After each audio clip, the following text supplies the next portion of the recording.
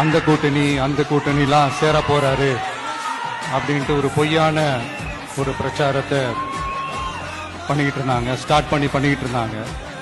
இந்த நியூஸ் எல்லாம் கேட்டு நீங்க கொஞ்சம் கன்ஃபியூஸ் ஆயிருப்பீங்க. அதனால இங்க மறுபடியும் ஓப்பனா தெளிவா ஒரு விஷயத்தை நான் சொல்றேன்.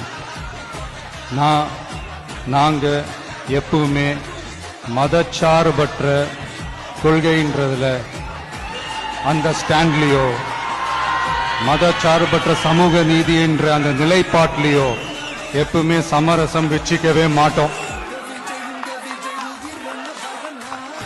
நம்மளுடைய தலைமையில தான் ஆட்சி அப்படின்றதுல எப்பவுமே உறுதியா இருக்கிறோம்.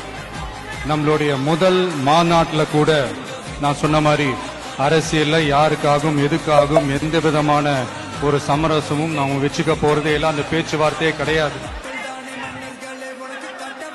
சரிங்களா? அதனால யார் என்ன அவதூறு பரப்புனாலும் தயவு செஞ்சு அதை நம்பாதீங்க. எல்லாம் வல்ல இறைவனின் அருளால் நாம நினைச்ச டார்கெட்டை நம்மளால நிச்சயமா அடைய முடியும்.